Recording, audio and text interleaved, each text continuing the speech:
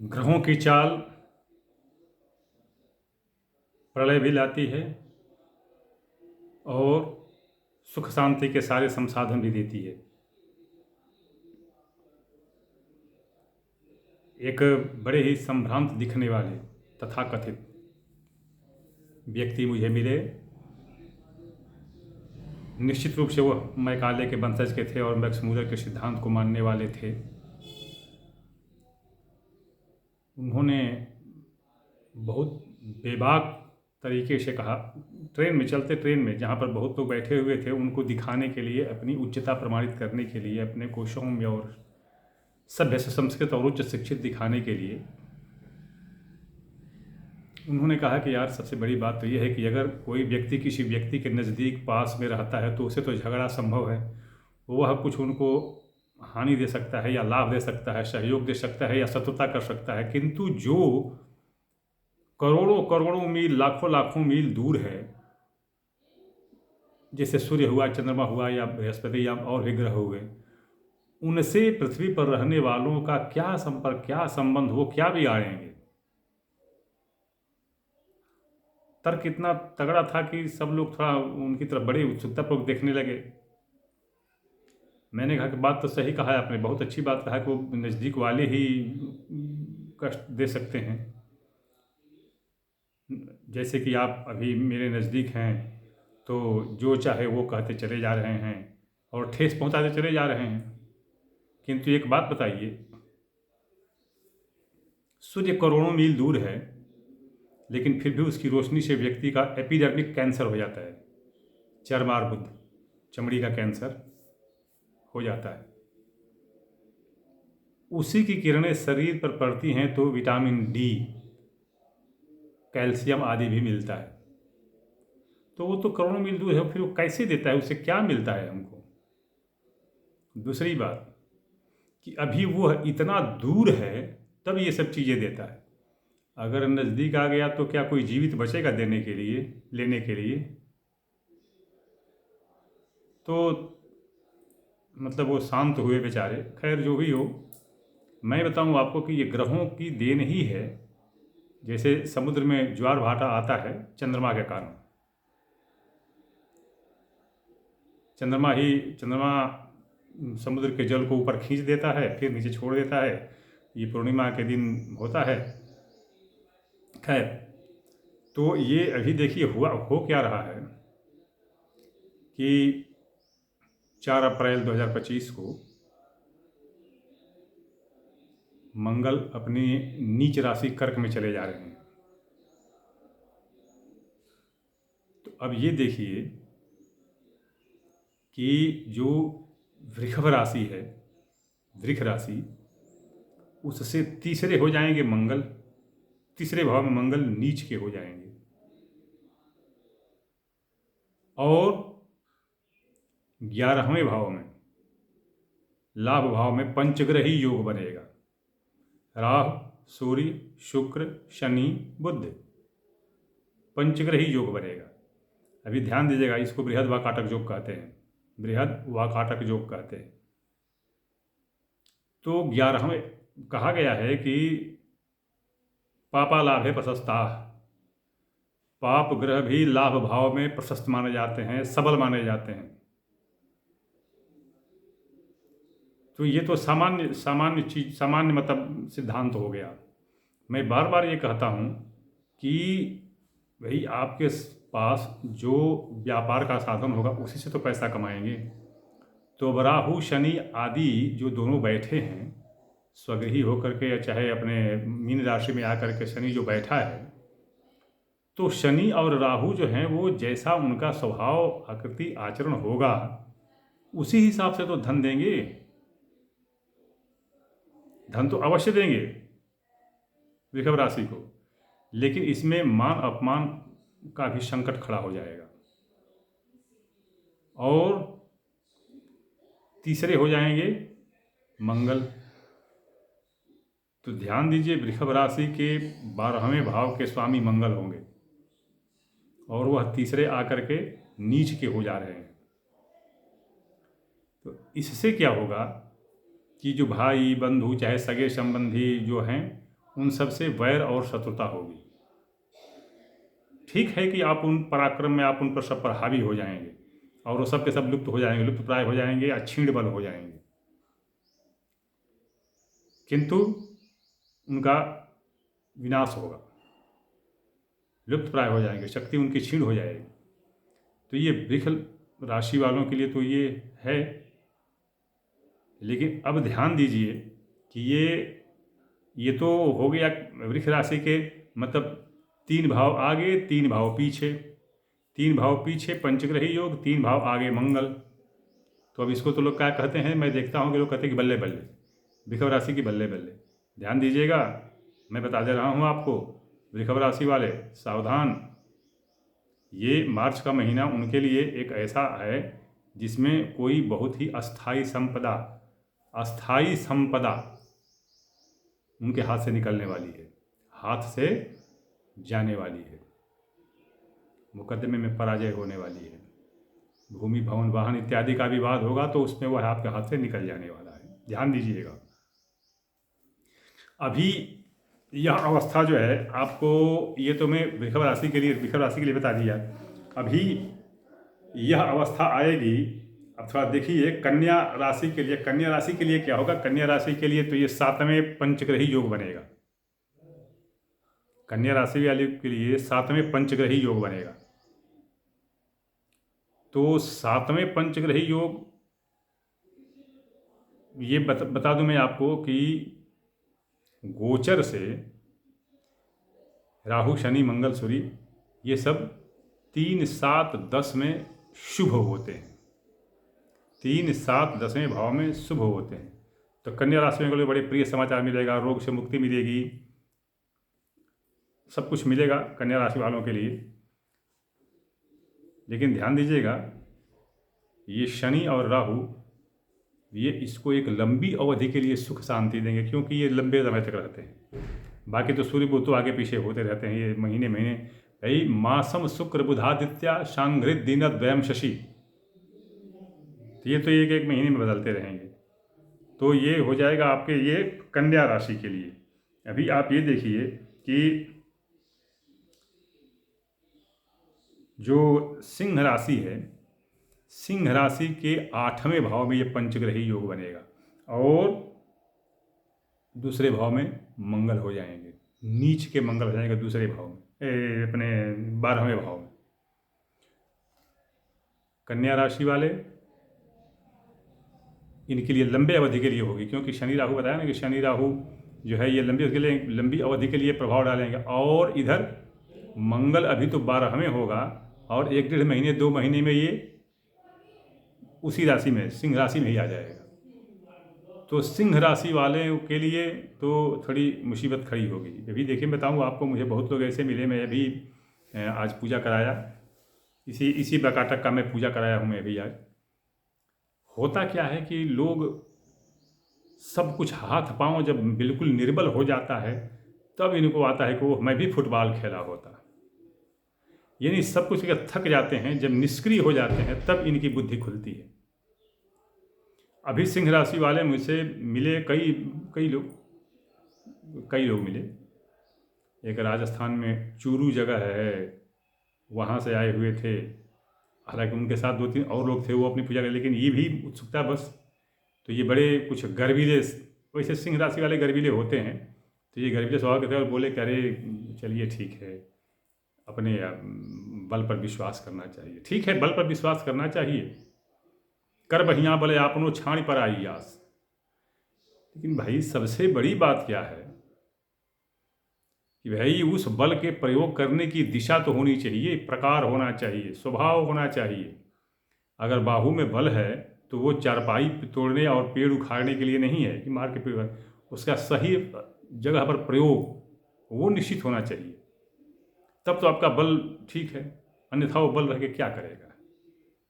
घर में सारा अन्न धन बड़ा पड़ा हो, लेकिन खाने का जो है व्यवहार नहीं मालूम, तो भूख मर जाएंगे और अन्न रखा का रखा रह जाएगा, वही हालत है। तो सिंह राशि वालों अभी तो थोड़ा चैतन्य हो जाओ, क्योंकि अभी तो बड़े आप गर्व में हो, घमंड में हो कि हमारा कुछ नहीं बिगड़ सकता है, सब बढ़िया बोले आपनों क्या क्या। लेकिन पछता करके फिर कोई उपाय मत करना, क्योंकि अब पछताए क्या होत जब चिड़िया चुग गई खेत। तो इसलिए चिड़ियों के चुग जाने की प्रतीक्षा मत कीजिए। बेहद बाकाटक शांति करा लीजिए सिंह राशि वाले। कारण, क्योंकि शनि, राहु और मंगल का प्रभाव दीर्घावधि तक चलेगा। तो इसलिए इससे जो है साधारण, ये सिंह राशि सूर्य की होती है। अभी तो सूर्य की दृष्टि सीधी सीधी पड़ेगी अप्रैल महीने में, लेकिन उसके बाद वो सूर्य 8वें हो जाएगा और फिर वो बिगड़ जाएगा काम, फिर वो मुश्किल हो जाएगा। सूर्य भी साथ छोड़ देगा, शुक्र भी साथ छोड़ देगा, बुध भी साथ छोड़ देगा। केवल 7वें भाव में शनि और राहु रह जाएंगे और 4-5 महीने के लिए मंगल आ जाएंगे दूसरे और 12वें और लग्न में। तो सिंह राशि वाले बृहद वाकाटक शांति करा लें। यद्यपि खर्चीला है, श्रमसाध्य है, किंतु ध्यान दीजिएगा, यह करा देने से आपको बहुत ही लंबी अवधि के लिए सुख शांति और कष्टों से छुटकारा मिल जाएगा। यदि चूक गए तो मेरी समझ से चूक जाने के बाद जब कोई पेड़ जड़ पकड़ लेता है नीचे तक, तो फिर उसको उखाड़ना मुश्किल हो जाता है। तो सिंह राशि वाले ध्यान दें इस बात को। अभी ये मैं बता दूं कि ये जो है, ये जो पंचग्रही योग जो मैं बताया, ये पंचग्रही योग ये कुंभ और मेष राशि वाले दोनों के लिए बड़ा खराब है। मीन राशि वालों को तो खैर है ही है, मीन राशि वालों के साढ़े साथ ही चलेगी, उसमें तो खैर कोई दिक्कत ही नहीं है। वो तो उनके लिए तो बहुत बड़ी परेशानी का सबब खड़ा हो जा रहा है, क्योंकि उनके चौथे और 5वें भाव में मंगल विचरण करेंगे और लग्न में तो ये सब है ही है, लग्न से भी सूर्य बुध हटेंगे तो दूसरे में चले जाएंगे। तो ये तो मीन राशि वालों के लिए तो बहुत संकटमय स्थिति है और मीन राशि वालों को तो कई तरह के उपाय करने पड़ जाएंगे, तब जाकर सुख शांति मिल सकती है। मीन राशि वालों के लिए ये कुंभ और मेष राशि वालों के लिए ये दोनों ध्यान दें। मेष राशि जो है सूर्य की उच्च राशि है, मंगल की अपनी राशि है और शनि की सबसे बड़ी शत्रु राशि है मेष। तो मेष राशि वालों के भी 7.5 शुरू है, सिर पर चढ़ती हुई।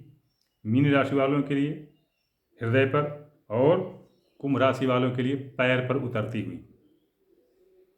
तो ये कुंभ और मेष राशि वाले थोड़ा सा चैतन्य हो जाए। अब देखिए, ये तो हो गया अशुभ।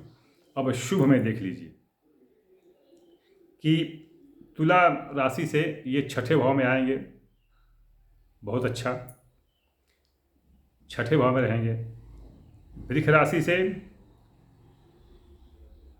11वें भाव में रहेंगे, बहुत अच्छे रहेंगे। किंतु धनु राशि वालों के लिए यह पंचग्रही या खडग्रही योग 4थे भाव में बनेगा। वृश्चिक राशि वालों के लिए ये 5वें भाव रहेगा। ये दोनों के लिए बहुत खराब, वृश्चिक और धनु दोनों के लिए बहुत खराब। ये केवल शनि और राहु के संयोग से हो रहा है। वैसे तो शुक्र, सूर्य, बुध सब हैं, लेकिन ये शनि राहु के संयोग से हो रहा है। दोनों बहुत बड़े पापी ग्रह एकत्र हो जा रहे हैं। तो ये वृश्चिक और धनु राशि वालों के लिए। अभी ये मिथुन लग्न वालों के लिए पिछले सारे समस्याओं को दूर करने वाले हो जाएंगे। जितने भी मुकदमा, विवाद, धनहानि या और भी रोग इत्यादि की परेशानी होगी वो दूर करने वाले हो जाएंगे। और मिथुन राशि वालों के लिए अगले लगभग 7-8 साल तक ये बड़े ही लाभप्रद स्थिति में रहेंगे मिथुन राशि वालों के लिए। कर्क राशि वालों के लिए बहुत बड़ी उपलब्धि तो नहीं होगी, लेकिन एक बात ज़रूर है कि इसको श्रम का परिणाम मिलेगा और इसमें इसको बहुत बड़ी शिक्षा मिलेगी, बहुत बड़ी शिक्षा मिलेगी कि कैसे हम दुर्दिन में निपट सकते हैं। तो लाभ तो नहीं होगा, हानि, मानसिक हानि हो सकती है और कोई हानि नहीं होगी कर्क राशि वालों के लिए। लेकिन शरीर में रोग रहेगा, क्योंकि कर्क राशि के 10वें भाव के स्वामी मंगल खुद कर्क राशि में आकर बैठ जा रहे हैं, नीच के हो जा रहे हैं। इसलिए शारीरिक स्वास्थ्य तो मुश्किल रहेगा। पिता के लिए भी थोड़ी सी परेशानी हो सकती है कर्क राशि वाले। ये तो सब बात है। ये लगभग आप देख रहे होंगे प्रत्येक राशियां इस बृहद वाकाटक के चंगुल में फंस रही हैं। मैं ये कह चुका हूँ कि जितने लोगों को संभव हो सके बृहद वाकाटक शांति, ये तो नया नाम है। एक बात बता दूं मैं आपको, जो ये रुद्राभिषेक जो होता है, तो शतानीकी अभिषेक, रुद्राभिषेक ये जो अपना उठा करके रुद्राष्टाध्यायी पाठ करते चले गए, नहीं, शतानीकी अभिषेक ये होगा तभी शांति मिलेगी और वो उपयोगी होगा। ये सामान्य रूप में जो प्रचलित रुद्राभिषेक है वह नहीं, शतानीकी या ये एक पुंडरीक यज्ञ होता है, पुंडरीक यज्ञ वो कराएं। पुंडरीक यज्ञ में अपना इनका जो रुद्र का या ते रुद्र शिवा तनु घोरा पाप काशिनी तयानस्तन्वा शंतमया गिरी शंता विचाकशी इदम एक रुद्राय नमः, इसका जाप करते हुए हवन करें। और हवन में और कुछ नहीं, गूगल, लोबान, तिल और घी, इसके सिवाय कुछ नहीं, इसका हवन करें तो ये बहुत बड़ा लाभ मिल सकता है। देखिए, मैं प्रत्येक राशि वालों के लिए बता रहा हूँ ये बात, क्योंकि ये शनि और राहु जो है बड़े ही विकट परिस्थिति में डाल रहे हैं और इधर मंगल भी जो है नीच का हो जा रहा है, तो ये बहुत ही विषम परिस्थिति में आ जा। गुरु बलवान होकर भी कुछ नहीं कर पा रहा है, क्योंकि गुरु की एक राशि धनु भी पीड़ित हो रही है और गुरु की एक राशि मीन भी पीड़ित हो रही है, तो इसलिए गुरु का बलवान होना भी कोई काम नहीं कर पाएगा। तो इसलिए ये जो है ना प्रत्येक राशि वालों के लिए बता रहा हूँ। और देखिए, ये इसका उथल पुथल आपको तत्काल दिखाई देगा। ये तो मैं बताने वाला था कि कौन कौन से नक्षत्र में कौन कौन से देश और कौन कौन से स्थान आते हैं, किंतु वो लंबा है, पूर्ण प्रकरण तो बहुत बड़ा हो जाएगा, किंतु याद में कि ये बहुत बड़ा उथल पुथल होने वाला है। ये ऐसा लग रहा है कि धरती का कोई हिस्सा जल में विलीन हो जाएगा। किसी प्रलय, किसी जो क्या वो बहुत बड़ा आया था, कौन सा वो सुनामी, इस तरह का कुछ आएगा और बहुत वैसा विलीन हो जाएगा, या इतनी भयंकर मारकाट होगी जिसमें बहुत बड़ा नरसंहार होगा। ये पंचग्रही योग देखिए, एक रासौ जदा जात्वा चत्वारि पंचवाग्रहाः प्लावयन्ती महीम सर्वा रुधिरेण जलेन वा। एक राशि पर 4 या 5 ग्रह जब एकत्र होते हैं तो समस्त पृथ्वी जल से या रुधिर से भर जाती है, प्लावयन्ती बह जाती है, भर जाती है। तो ये स्थिति आती है ये भूखंडों के लिए। इसके अलावा मैं बता दूं आपको कि ये तो भूखंड के लिए हो गया, विशेष रूप से कुंभ, मेष, मीन राशि विशेष सावधान। वृषभ राशि वालों के लिए सब कुछ लाभ का स्थिति होते हुए भी कोई बहुत बड़ी चीज हाथ से निकलने वाली है, बहुत अस्थायी संपदा कोई हाथ से निकलने वाली है। शेष राशियों के लिए इनके गोचर से जैसे बता दिया कि ये वृश्चिक और धनु इधर लपेटे में आ रहे हैं और सिंह और कर्क इधर लपेटे में आ रहे हैं, तो और कुंभ, मीन और मेष, ये तो लगभग सारी राशियां इसके चपेटे में आ रही हैं। तो यदि जौ आपन चाहु कल्याणा सुमति सुभग कैसे है कि सुभगति सुख नाना, तो ये आप जो है ये बृहद वाकाटक शांति कराएं या शतानीकी अभिषेक कराएं। ये दोनों अगर आप कराएं तो आपको लंबी अवधि के लिए, देखिए शनि राहु की अवधि बहुत ही सांघ्र दिन द्वयम शशि, ये जो है ना 2 सवा 2 साल 2.5 साल तक रहने वाले एक राशि पर हैं, तो ये बहुत लंबी अवधि के लिए आपका एक जीवन का एक मोड़, जीवन में बहुत बड़ा मोड़ आ जाएगा, एक विचल नहीं हो जाएगा जीवन में। तो इसलिए आप इसको कराएं। जैसा कि मैं प्रत्येक वीडियो में अपना व्हाट्सएप नंबर देता हूँ 9889649352, तो बार बार मैं कहता हूँ कि मैं कोई शास्त्री नहीं, कोई आचार्य नहीं, कोई गुरुजी नहीं, स्वामी जी नहीं, मेरे पास न कोई आश्रम है, न संगठन है, न मठ है, कुछ नहीं है। नितांत फौजी आदमी, मैं अपना जो पढ़ा हूँ वो बताता हूँ, जो सीखा हूँ, जो अनुभव किया हूँ देश विदेश में घूम करके वो मैं आपको बताता हूँ। मुझे कोई शास्त्रार्थ न करे, तर्क वितर्क न करे, समस्या हो तो वो लिखे, मैं उस क्रम से उसका उत्तर दूंगा, समय लग सकता है उत्तर दूंगा, शुल्क लेता हूँ, शेष लोगों से ज़्यादा लेता हूँ। तो यदि सक्षम हो, समर्थ हों, इच्छुक हों, आवश्यकता महसूस हो रही हो तो मुझे संपर्क करें, अन्यथा न करें, लेकिन केवल समस्या के लिए। लंबी हो गई वीडियो, किसी अगले विषय के साथ अगले वीडियो में प्रस्तुत हो रहा हूँ।